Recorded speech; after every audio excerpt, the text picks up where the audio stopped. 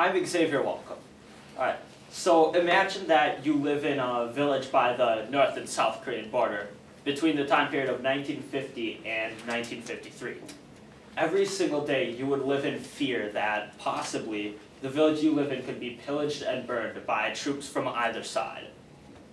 This is how people felt during the Korean War. Now, you might be wondering, that's quite some time ago, and Korea's like across the ocean. But if that war hadn't have ended at that time, it's very possible that instead of American flags up in our classrooms, that it could possibly be Chinese flags up in there.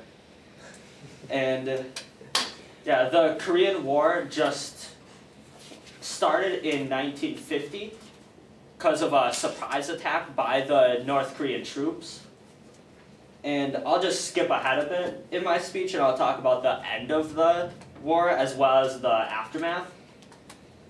So as stated by an article published on the History Channel website, the first big step towards the end of the Korean War was called Operation Big Switch, which happened in early July of 1953.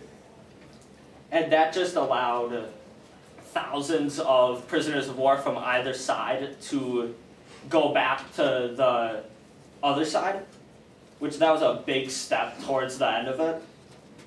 And then, as the article published on History.com went on to say, the borders got a 5-mile space around the borders got demilitarized, which just means that they couldn't fight there. So that was another huge step ahead.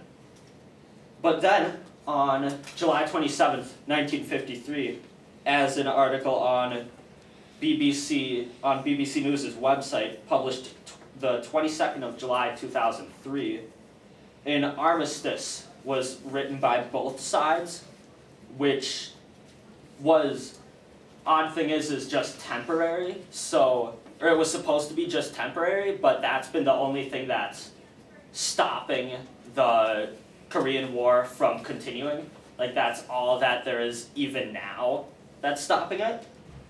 But the armistice just made a committee of other countries, and they decided that the prisoners could choose their fate.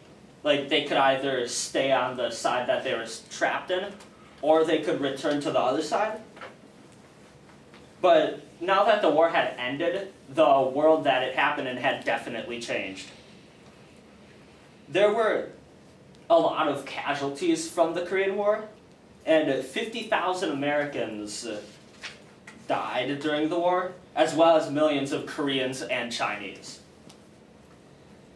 Now, as stated by the BBC News article, compared to the 40% civilian casualty rate in World War II, this war had a 70% civilian casualty rate. So that means 70% of the deaths during the Korean War were civilians. And then the History Channel website said that this war changed the views that the world had on China. Because before this, China was just kind of sitting back there. But now, since it had fully backed North Korea, everybody realized that China was a force to be reckoned with.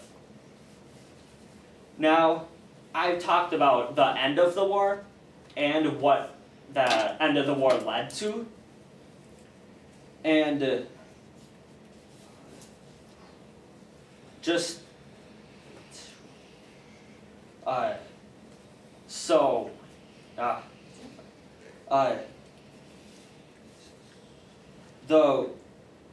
war just, after 3 years of the war, it had finally gotten to an end.